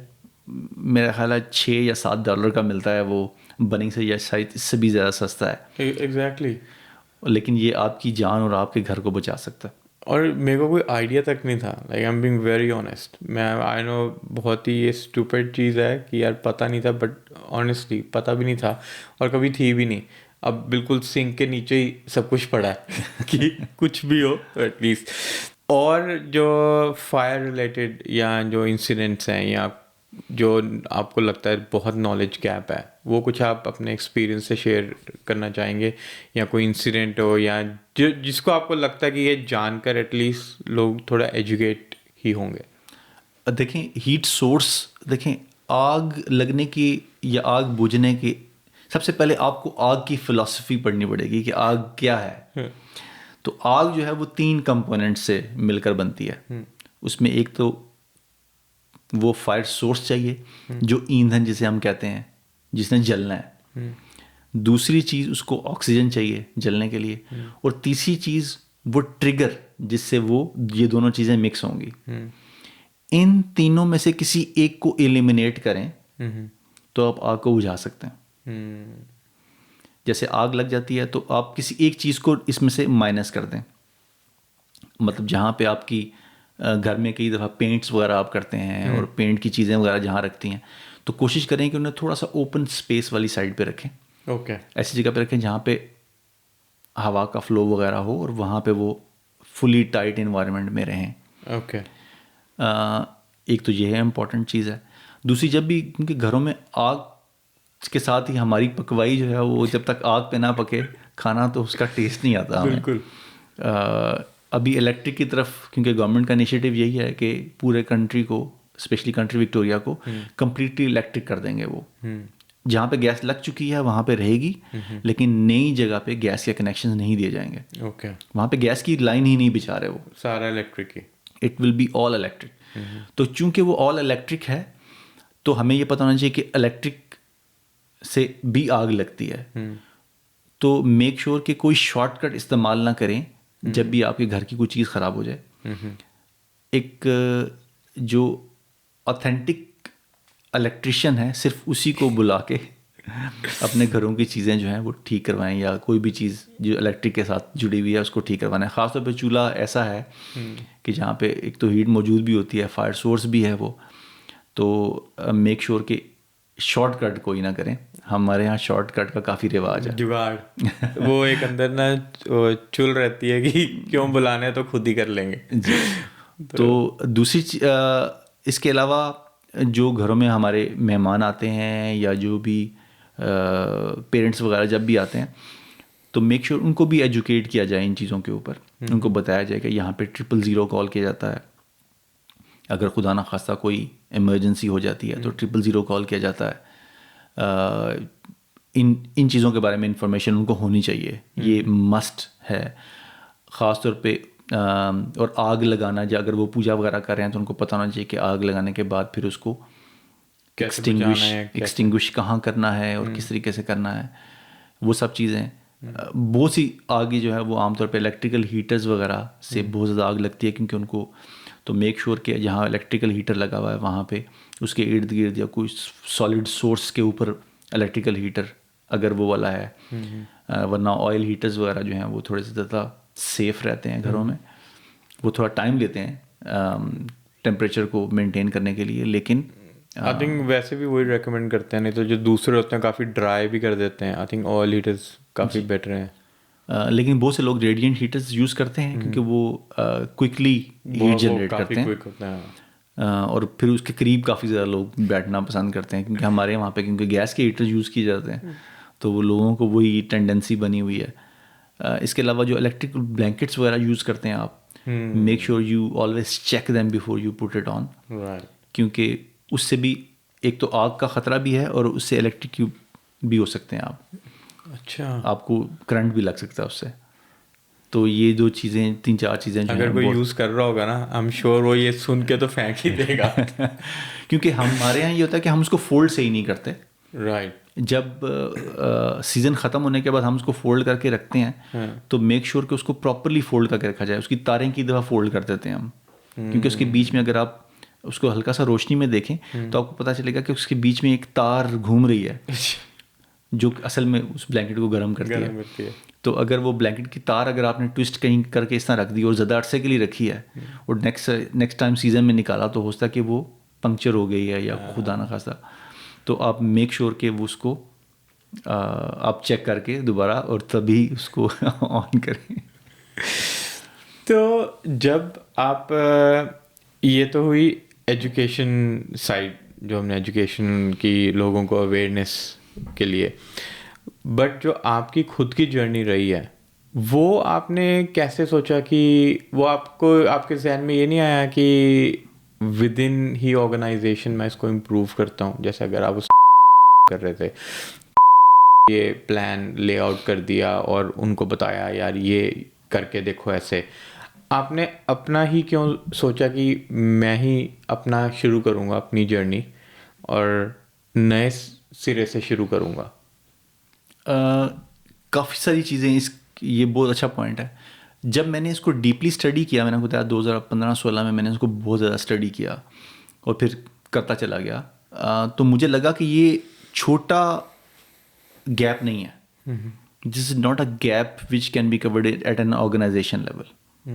ये ऑर्गेनाइजेशन के लेवल का गैप नहीं रहा, ये गैप इतना बड़ा है, ये इंडस्ट्री लेवल का या कम्युनिटी लेवल का गैप है ये। ओके। तो इसको एड्रेस करने के लिए कोई भी बड़ी प्रॉब्लम को एड्रेस करने के लिए you need to take a bigger step. तो मुझे लगा कि सिर्फ एंटरप्रेन्योरशिप ही वो जर्नी होगा अगर कि मैं इस फील्ड में उतरूँगा और एंटरप्रेन्योरशिप के ज़रिए ही इसको एड्रेस कर सकता हूँ, क्योंकि गैप बहुत बड़ा है। अब क्योंकि उस गैप को एड्रेस करने के लिए मैं निकला था, फिर एंटरप्रेन्योरशिप की एक अपनी वो एक और डायरेक्शन है, लाइफ की डायरेक्शन बेसिकली आप कह सकते हैं, कि जब आप उस डायरेक्शन में चलना शुरू होते हैं तो शुरू में बहुत ज़्यादा परेशानियों का सामना करना पड़ता है। मैंने आपको बताया कि कई ऐसे टाइम भी मैंने देखा है जब मेरे पास कुछ करने को नहीं था तो मैं शाम को जाके ऊबर भी चलाइए ताकि मैं उन लड़कों को पैसे दे सकूं जो मेरी ऐप को डेवलप कर रहे हैं। वाह, तो आपको इस तरह की सेक्रीफाइसेस भी करनी पड़ती हैं लाइफ बिल्कुल। में। दूसरी, सपोर्ट सिस्टम भी टेस्ट हो जाता है आपके इर्द गिर्द। मैं पिछले दिनों मेरी नज़र से एक तस्वीर गुजरी जिसमें उसमें लिखा था कि सिर्फ एक इंसान बैठ के आपका प्रैक्टिस मैच देख रहा होता है, लेकिन जब आप गोल करते हैं तो हज़ारों लोग तालियां बजाते हैं। अरे क्या बात। तो ये सच्चाई है। और ये ज़िंदगी की भी यही सच्चाई है बिल्कुल। कि आपको सपोर्ट करने के लिए शायद एक आदमी ही आपके साथ खड़ा हो। तो मैं उन लोगों को अपनी उंगलियों पे गिन सकता हूँ जो लोग मेरे साथ शुरू में खड़े थे और आज तक खड़े हैं, और मैं उन लोगों को अपनी ज़िंदगी में बहुत ज़्यादा वैल्यू करता हूँ। जिसमें मेरी वाइफ है, मेरे बहुत करीबी दोस्त हैं, मेरे माँ बाप हैं जिन्होंने जिनकी दुआएं मेरे साथ हमेशा रहीं। मेरे बहुत करीबी दोस्तों में एंड्रू स्टार्क है, वो हमेशा मेरे साथ रहा। ब्रूस बीजली है, वो फायर एंड एमरजेंसी सर्विसेज का बंदा है। पिछले 2-3 सालों से मार्सिया ड्रेक है, she is from US, okay. वो हमारी बोर्ड मेंबर है। शफात हाशमी है, he is her global growth का बोर्ड का मेंबर है। ओके। तो कुछ लोग जो हैं वो आपकी सपोर्ट के लिए आते हैं और आपके साथ खड़े रहते हैं। और मेरी वाइफ भी एक एंटरप्रेन्योर है, तो उसने उन चैलेंजेस को काफ़ी करीब से देखा हुआ है कंपेयर टू मी, क्योंकि मैं तो एक जॉब वाला आदमी हूँ। तो हाँ, जॉब वाले आदमी की ज़िंदगी काफ़ी फ़र्क होती है एक एंटरप्रेन्योर से। एंटरप्रेन्योर जो होता है उसने ज़िंदगी के उतार चढ़ाव, या उससे पता होता है कि अच्छा आज बिज़नेस नहीं हुआ, हो सकता है पूरा वीक बिज़नेस ना हो सकता है पूरा महीना बिज़नेस ना हो, लेकिन उसको पता होता है कि उसे सस्टेन कैसे करना है। उस प्रेशर को सस्टेन करने के लिए उसने मुझे बहुत गाइड किया। तो जब आपकी ये जर्नी शुरू हुई, उनकी पैरेलल वो चल रही थी कि वो उस टाइम जॉब में थे? नहीं, वो तो उनकी अपनी चल रही थी। हाँ, उनका सैलून चल रहा था, उनका अपना चल रहा था। जी। तो उस टाइम ये फियर नहीं आया कि अक्सर ये बात पार्टनर एक दूसरे से करते हैं, यार हमें रिस्क थोड़ा कैलकुलेट करके लेना चाहिए कि अगर मैं भी ये चीज़ कर रही हूँ और अगर आपने भी जॉब छोड़ के इस जर्नी पे निकल गए, क्योंकि जैसा आप कह रहे हो एक इनकम की सर्टेनिटी नहीं रहती है। जॉब की तो पता ही है, एवरी वीक या फोर्टनाइटली वो पैसे गिरने ही गिरने हैं। तो वो कभी आया नहीं डर कि उस फियर से रोका नहीं कि नहीं यार मैं जॉब में ही ठीक है? मेरा ख्याल है जब आपका मिशन आपके खौफ से बड़ा हो जाए तो तभी ज़िंदगी में आप कुछ कर सकते हैं। क्या, बिल्कुल। तो अब मुझे लगा कि ये बड़ा मिशन है, इसमें बड़ी सेक्रीफाइसेस करनी पड़ेंगी। जितना बड़ा मिशन होता है उतनी बड़ी कुर्बानी वो मांगता है। और मुझे इस फील्ड से बहुत मोहब्बत है। मैं चाहता हूँ कि बहुत ज़्यादा लोगों का मैं काम कर सकता हूँ और बहुत सी जानें बचा सकते हैं हम। तो अगर अपने ज़िंदगी से बड़ा मिशन लेकर चलना है तो फिर कुर्बानियाँ भी उतनी बड़ी चाहिए। आई थिंक ये शायद आपके लिए ही फील्ड बनी थी कहीं ना कहीं। आप आई डोंट नो अगर डेस्टिनी में बिलीव करते हैं कि नहीं, क्योंकि जो इंसिडेंट आपने बिल्कुल स्टार्टिंग में शेयर किया तो वो आज आपको यहाँ ले आया, और इतना सिमिलर इंसिडेंट कि आग और लोगों की जाने गई और आज सिमिलर आप उस स्पेस में काम कर रहे हैं, तो हैट्स ऑफ है।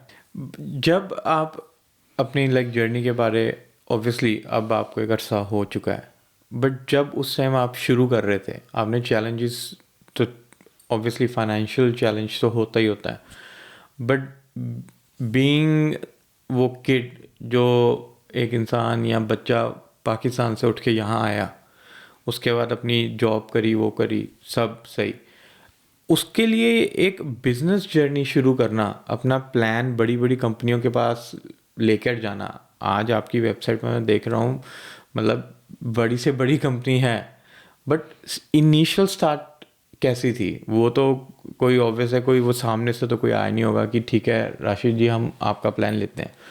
आपको आई एम श्योर बहुत मुश्किलें आई होंगी, उसको कैसे आपने ओवरकम किया? वो क्या क्या चैलेंजेस थे? मैं समझता हूँ कि कोई भी काम आप करें तो उसमें मेंटोरशिप ज़रूर लें।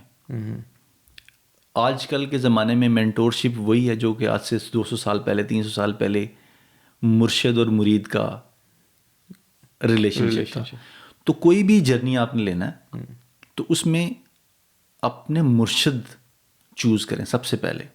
मेरे एंटरप्रेन्योरशिप जर्नी में मैंने सबसे पहले अपने मेंटोर्स चूज़ किए हैं कि मुझे किस फील्ड में कहाँ पे कौन सा मेंटोर चाहिए, और मेरे मेंटोर्स ने मुझे गाइड किया है कि किस तरफ जाना है।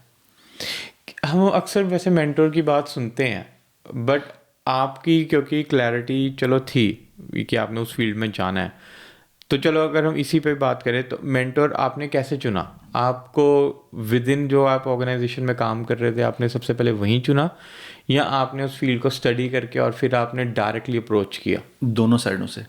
अच्छा। पहले अपनी जिस ऑर्गेनाइजेशन में जॉब कर रहा था वहाँ पे पहले मेंटोर लिए जो मुझे गाइड कर सकते थे। उसके बाद जब मुझे लगा कि मुझे इंडस्ट्री के लोग चाहिए, फिर मैंने इंडस्ट्री के लोगों को मेंटोर बनाया।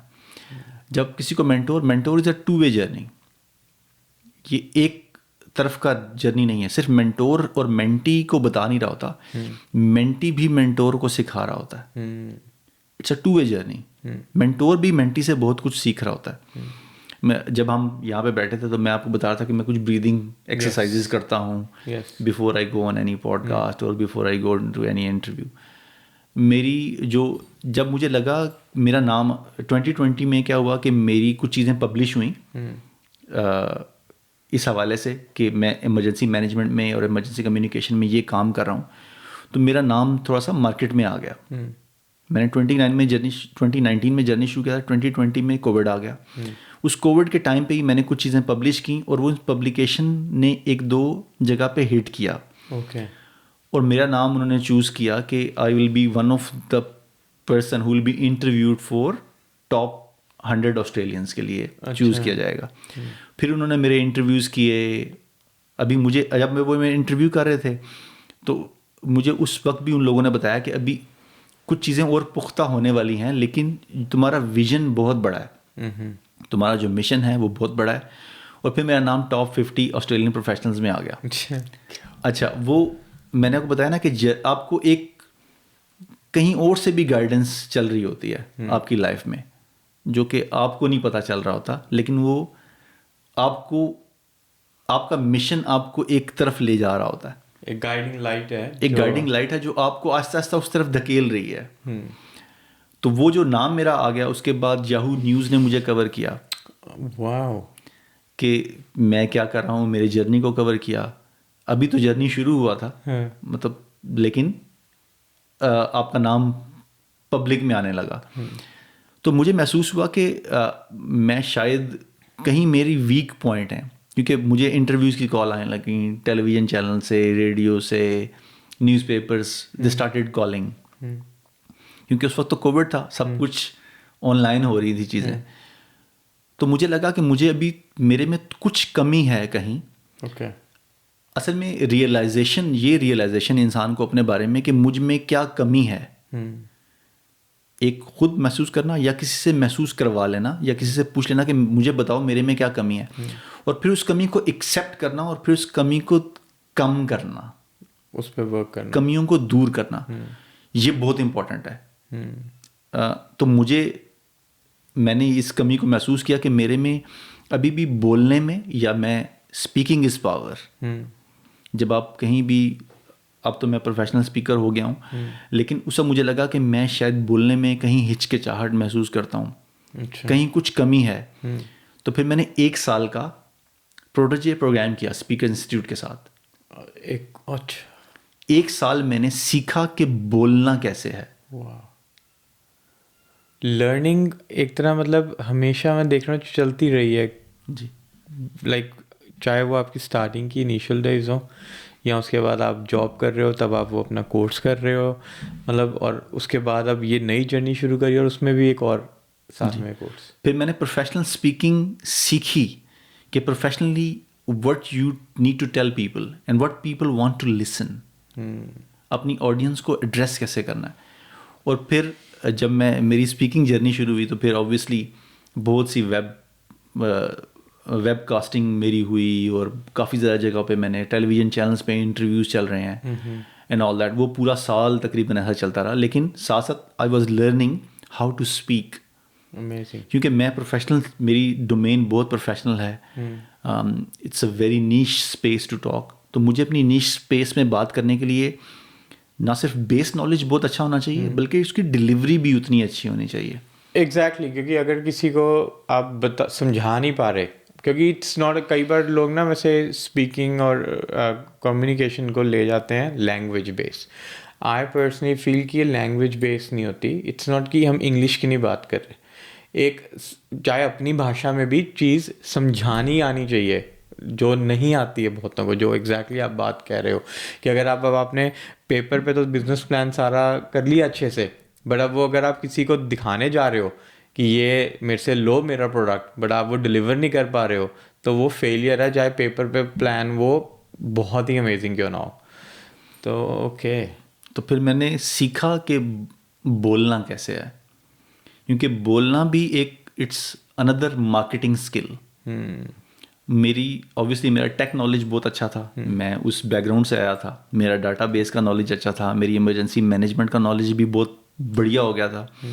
लेकिन कुछ चीज़ें अभी मिसिंग थी, वो थी डिलीवर कैसे करना है इस नॉलेज को। जब लोग देखेंगे आपको बोलते हुए, सुनेंगे और आपको सुन के याद रखेंगे, तो आपकी चीज़ बिकेगी। बिल्कुल। एज अ स्टार्टअप ये मेरा bottom line is how you sell. अगर आप अच्छे तरीके से बेच सकते हैं चीज़ को, और आप बेच तभी सकेंगे जब वो चीज़ कोई वैल्यू क्रिएट कर रही है।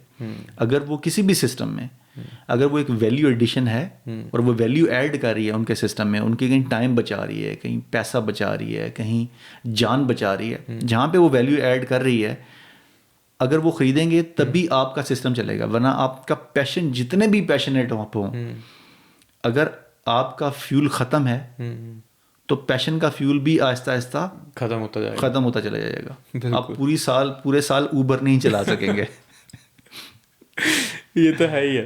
ठीक है, क्योंकि अगर ऊबर की आपने बात करी, क्योंकि इट्स नॉट जस्ट आप फाइनेंशियली, आपने अगर अपने kind of prime years I believe अपने फैमिली को भी नहीं दिए वो ये पैशन को फॉलो करने में। बहुत लोग ये नहीं देख पाते हैं, क्योंकि अगर आप 9 to 5 जॉब कर रहे हैं और फिर आप ऊबर कर रहे हैं, आपके बच्चे भी हैं, तो वो भी फिर आप घर पे नहीं हैं, तो इट्स नॉट जस्ट फाइनेंशियली आप एक वो चीज़ से लॉस कर रहे हैं, बट आप टाइम वाइज भी आप पूरा इंडल्ज हुए हुए हैं इसी प्रोजेक्ट में। तो उसके बाद ये हो गया सबसे like I guess main challenge जी, स्पीकिंग, डिलीवरी और ये। उसके बाद कभी कोई चैलेंजेस आए हैं कि आहिस्ता आहिस्ता जर्नी फिर ठीक होती रही? और जैसे जैसे लोगों को पता चलता गया कि हाँ ये डिलीवर कर सकते हैं और इन्होंने डिलीवर किया है, तो आहिस्ता आहिस्ता चैलेंजेस कंपैरेटिवली कम होते हैं। लेकिन जैसे जैसे आपका जर्नी बड़ा होता जाता है, आपके चैलेंजेस भी बड़े होते जाते हैं। जैसे हमने प्रोडक्ट बनाई, हमने ऑस्ट्रेलिया में टेस्ट किया, उसे इम्प्लीमेंट किया, डिप्लॉय किया, अब हम इसी प्रोडक्ट को फिर किसी और मार्केट में ले जाना चाहते हैं। हम मतलब एज अ माइग्रेंट मेरे आने का मकसद ये है कि मैं इस कंट्री में आया हूँ तो मैं सिर्फ कंट्री की एक जॉब नहीं लेने आया, मैं यहाँ जॉब क्रिएट करने आया हूँ। वो माइंडसेट भी बदल जाता है आपका।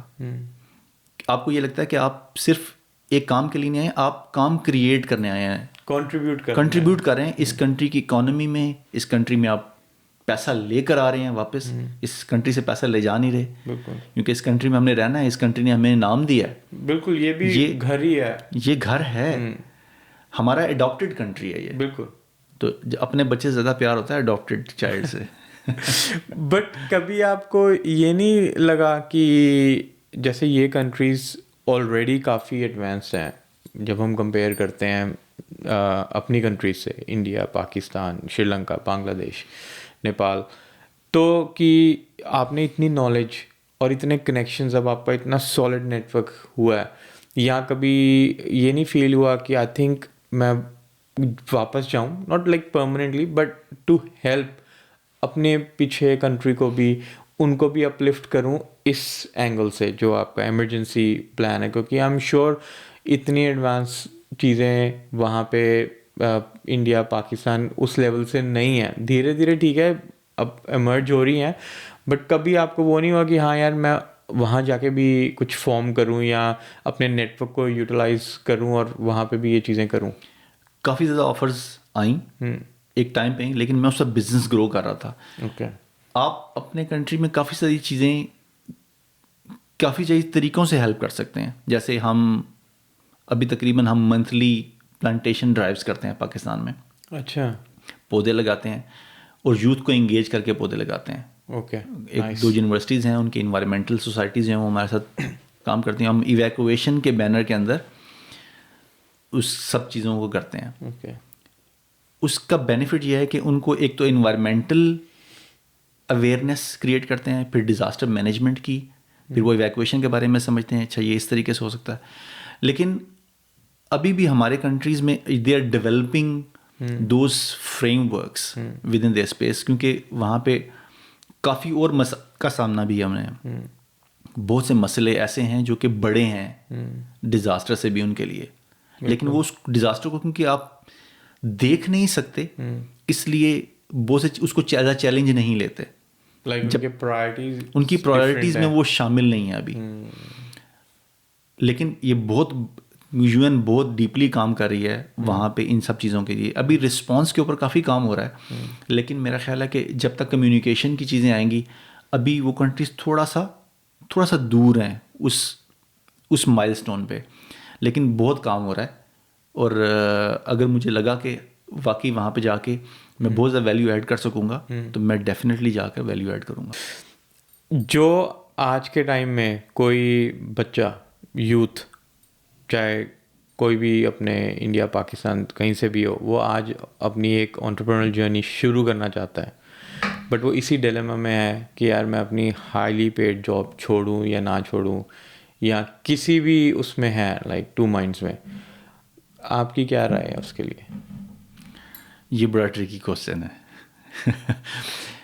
मेरी राय, हर इंसान की फाइनेंशियल फिजिबिलिटीज़ डिफरेंट हैं, हर इंसान की फाइनेंशियल रिक्वायरमेंट डिफरेंट है, हर इंसान की एक आपकी कॉर्पोरेट रिस्पॉन्सिबिलिटी भी है, आपकी सोशल रिस्पॉन्सिबिलिटी भी है, और आप क्या चीज़ किस तरीके से बेहतर कर सकते हैं। एंटरप्रेन्योर्स की जर्नी फैंसी लगती है लेकिन बहुत टफ है, I am sure.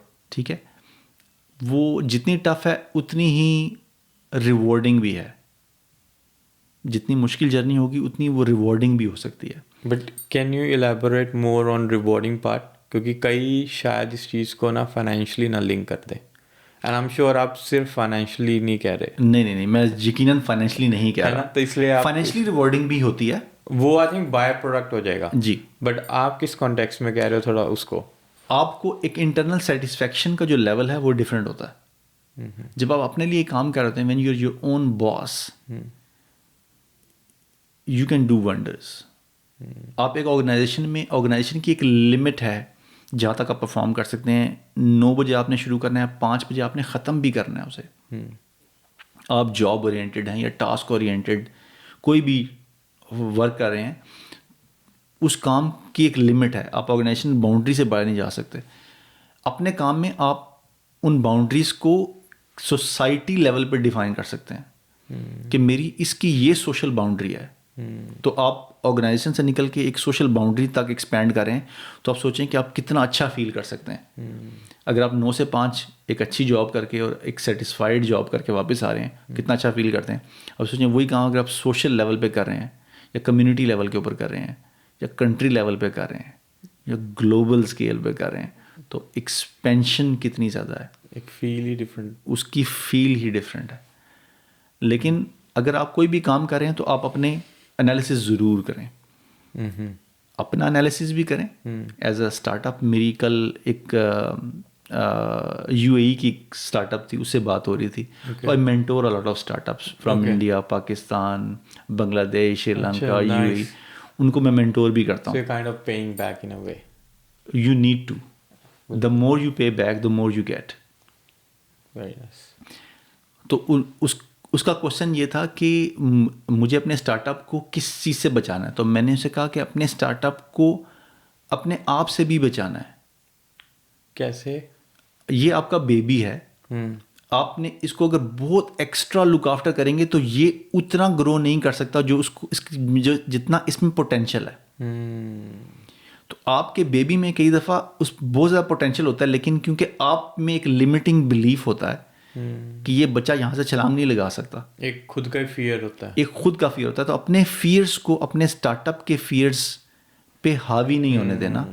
Make sure कि आपका जो भी बिजनेस है वो अपने स्टाइल से एक्सपेंड करे। Very different way to look at, और ये बहुत सही चीज़ आपने बोली।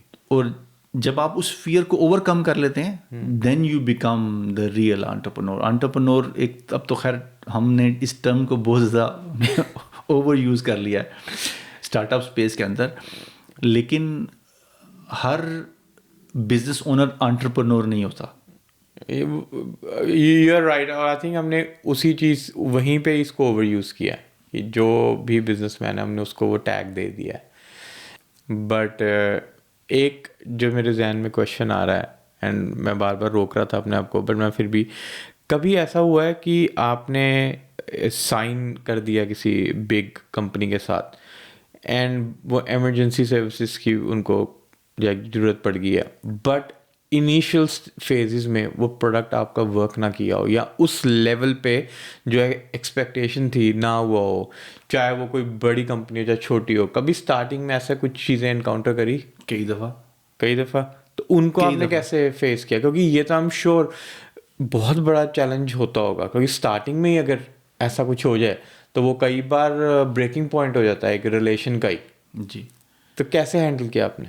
देखें, ऑनेस्ट रहना चाहिए अपने क्लाइंट के साथ, ऑनेस्ट रहें, क्योंकि आपका मिशन बड़ा है। ऐसी हर्डल्स बहुत सी आएंगी, और बहुत दफ़ा ऐसा हुआ है कि सिस्टम डिप्लॉय किया, पहले हफ्ते वो फेल हो गया। अच्छा। फिर आप फाइंड आउट करते हैं, क्योंकि आपने तो पूरे तरीके से टेस्ट करके सिस्टम डिप्लॉय किया, लेकिन यूज़र की जर्नी डिफरेंट है। जो यूज़र से यूज़ कर रहा है, शायद वो उस लेवल पे उसकी अंडरस्टैंडिंग नहीं है इमरजेंसी सिस्टम से। तो कई दफ़ा वो चीज़ें ब्रेक भी होती हैं, क्योंकि हम तो अफोर्ड नहीं कर सकते इमरजेंसी मैनेजमेंट में, वी कांट अफोर्ड बिल्कुल कि कम्युनिकेशन ब्रेक हो जाए। क्योंकि किसी भी इमरजेंसी में जो सबसे पहले चीज़ टूटती है वो कम्युनिकेशन है। सबसे पहले कम्युनिकेशन टूटती है, और कम्युनिकेशन का टूटना उस इमरजेंसी को डिज़ास्टर तक ले जाता है। एग्जैक्टली। और ये ज़िंदगी में भी यही चीज़ें हैं। किसी भी रिलेशनशिप में जो सबसे पहली चीज़ टूटती है वो कम्युनिकेशन है। तो कम्युनिकेशन को स्ट्रीमलाइन रखने के लिए हमें ये पता होना चाहिए कि क्या चैलेंजेस हैं, क्या चीज़ काम कर रही है, क्या चीज़ काम नहीं कर रही, और जो चीज़ काम नहीं कर रही उसको कैसे फिक्स किया जा सकता है। यही एक अच्छे बिजनेस का फ़र्क है कि उसको ये पता होता है कि अगर ये चीज़ काम नहीं कर रही तो हमें इसका अल्टरनेट क्या है, या इसके बजाय हम कौन सा पाथवे लेंगे जिसकी वजह से, और अगर ये बिल्कुल ही काम नहीं कर रही तो इसका अल्टरनेट क्या है। और हमने जब भी इसको पहले शुरू में डिप्लॉय किया तो पहले कुछ बड़ी ऑर्गेनाइजेशंस, और बहुत बड़ी ऑर्गेनाइजेशंस मेरी क्लाइंट हैं अल्हम्दुलिल्लाह, जब हमने इसको डिप्लॉय किया तो हमने उनको ये बताया कि इसका अल्टरनेट आपका नॉर्मल सिस्टम है। ओके। कि अगर कुछ ना काम करे, जस्ट इन केस, तो you rely on the information on hand, जो कि आपको पिछले 100 साल से जो सिस्टम काम कर रहा है उस सिस्टम से जो इन्फॉर्मेशन आ रही है उसी सिस्टम पर रिलाई करना पड़ेगा। अब ये सिस्टम, क्योंकि उसमें ह्यूमन इंटरेक्शन है, हमारा सिस्टम डाटा तो लेता है सारा, लेकिन एट द एंड उसे यूज़ तो ह्यूमन नहीं करना है। अगर वो ह्यूमन ही वहाँ मौजूद नहीं है उस टाइम पे, या इक्विप नहीं है, हाँ इक्विप नहीं है, या मौजूद ही नहीं है, लेट्स से उसकी जॉब ही नहीं थी उस दिन, वो आया ही नहीं उस दिन बस।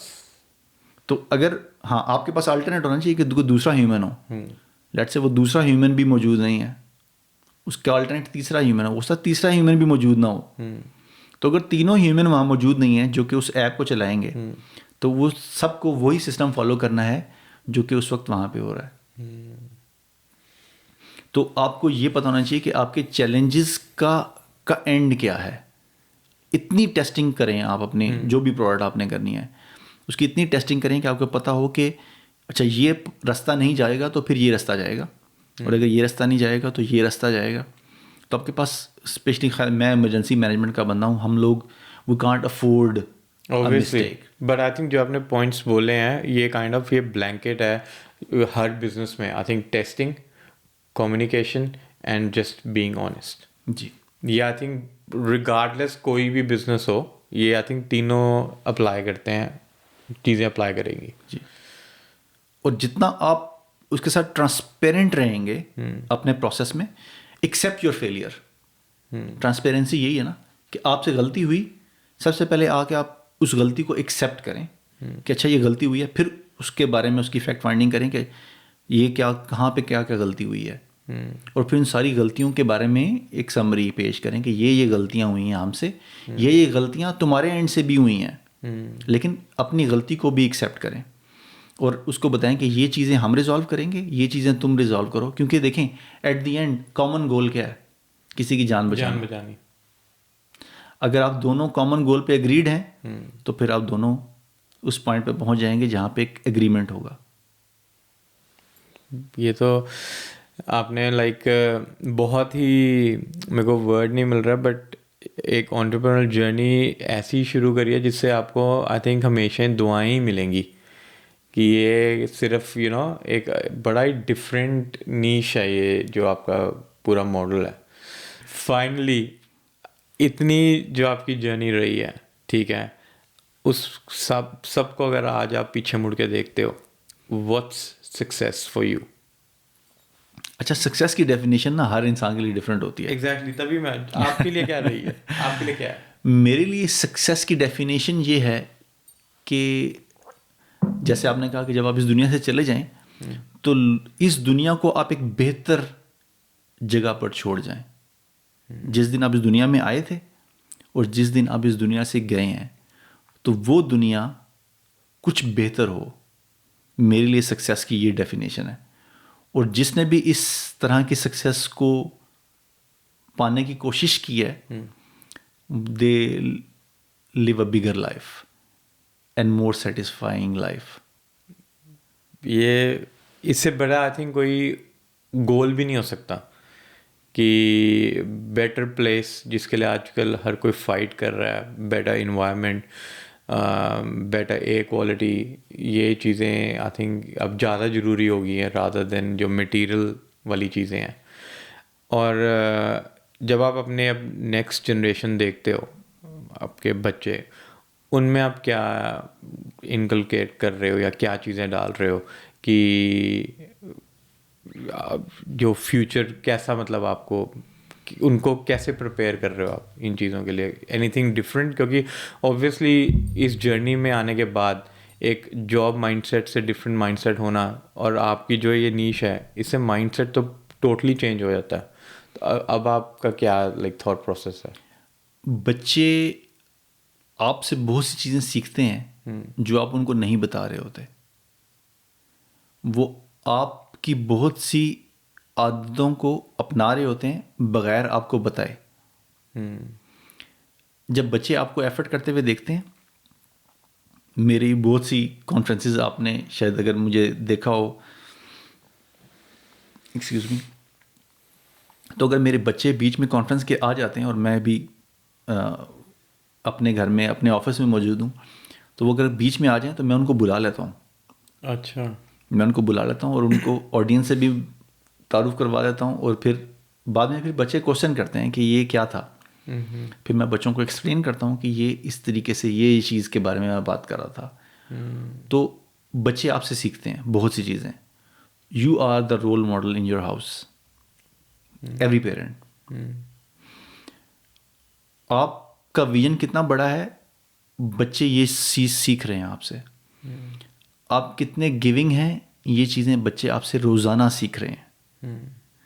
तो अगर आप रोज़ाना किसी को थोड़ी थोड़ी अच्छी चीज़ खिलाते चले जाएं तो आप एक अच्छी प्रोडक्ट ही पाएंगे। बिल्कुल, एक थोड़ी थोड़ी डोज, मीठी मीठी डोज देते जाओ, देते जाएं। और अगर आप अपने बच्चों को अच्छी डोज दे रहे हैं एक अच्छे पर्सन होने की वजह से, तो आपकी जनरेशन भी अच्छी होगी इंशाल्लाह। इंशाल्लाह। बहुत ही अच्छा लगा आपसे बात करके राशिद जी। सो इससे पहले हम इसको एंड करें पॉडकास्ट को, anything else you want to share और टॉक अबाउट, जो आपको लगता है शायद हमें वो चीज़ टच करनी चाहिए थी या नहीं हुई, या वैसे ही कोई विजडम वाली बात जो अभी हम कैमरे से पहले भी बहुत बात कर रहे थे, जो मुझे पता है कि आप में बहुत है, और कुछ भी अगर आप शेयर करना चाहते हो। देखें, सबसे इम्पोर्टेंट लाइफ में क्या है, आपको ज़िंदगी से बढ़कर कुछ नहीं है। कोई भी एफर्ट, कोई भी चीज़ जो आप करना चाहते हैं किसी के लिए, उसमें सबसे इम्पोर्टेंट किसी की जान बचाना है। तो कोई भी ऐसा काम जिसमें आपकी चाहे छोटी सी एफर्ट ही हो, जिसमें से किसी की जान बच सके या उसकी ज़िंदगी थोड़ी सी बेहतर हो सके, तो उस काम को करने में हिचकिचाएं नहीं कभी। चाहे वो किसी की भी जान है, चाहे वो किसी जानदार की जान है जो बेचारा रोड के ऊपर आ गया, अगर उसको आपको मूव करना पड़े, रोड ट्रैफिक रोक के किसी और की जान को तकलीफ पहुंचाए बगैर उसकी जान को अगर बचाना पड़े तो बचाएं। मैं समझता हूँ कि ये जितनी भी मेरी जर्नी है,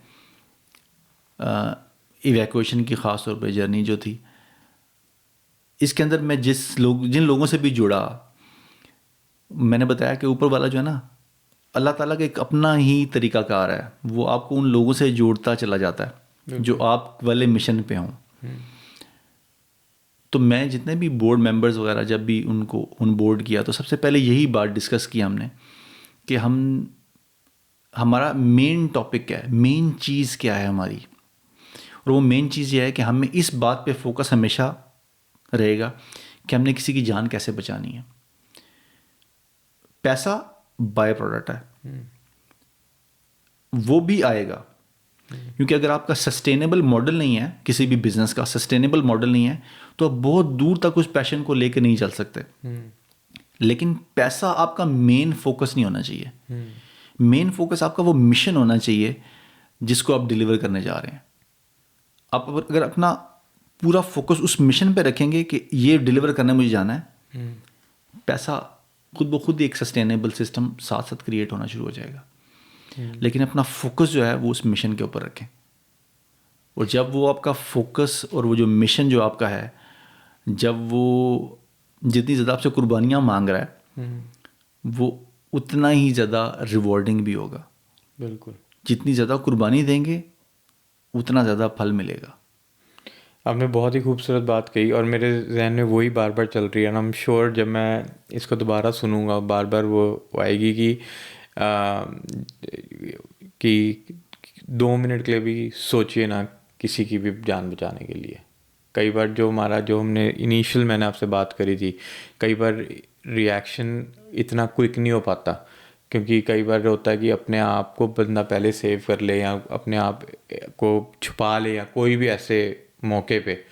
बट मेरे लिए तो बहुत ही एक ये लर्निंग पॉडकास्ट रहा है। मैं तो बहुत कुछ सीखा है, और एक टोटली डिफरेंट फील्ड है, एंड आई एम श्योर हमारे व्यूअर्स को भी ये पता नहीं होगा कि ये एक ऐसी फील्ड है और आप इतना ही अमेजिंग वर्क कर रहे हैं इस पर। तो थैंक यू सो मच ये पॉडकास्ट करने के लिए और हमारे व्यूअर्स को एजुकेट करने के लिए, और एक तरह ये बहुत ही अवेयरनेस से भरा पॉडकास्ट रहा है। तो एंड आई एम श्योर हम फ्यूचर में और बैठ के और डिफरेंट टॉपिक पे बात कर सकें। बिल्कुल, thank you so much for having me. I wish you all the best for the AB podcast. Thank you. आपका बहुत अच्छा, इन्वायरमेंट बहुत अच्छा है। Your style of questioning is very nice. जो इंट्रीग है वो मुझे बहुत अच्छा लगा, और बहुत फ्रेंडली इन्वायरमेंट में हमने बात की। इससे बहुत सा नॉलेज जो है वो बाय डिफ़ॉल्ट बाहर आ जाता है। बिल्कुल। और बहुत अच्छी इन्वायरमेंट में डिस्कशन हुई। I am really happy that I joined today. Awesome, amazing. Thank you so much. Thank you.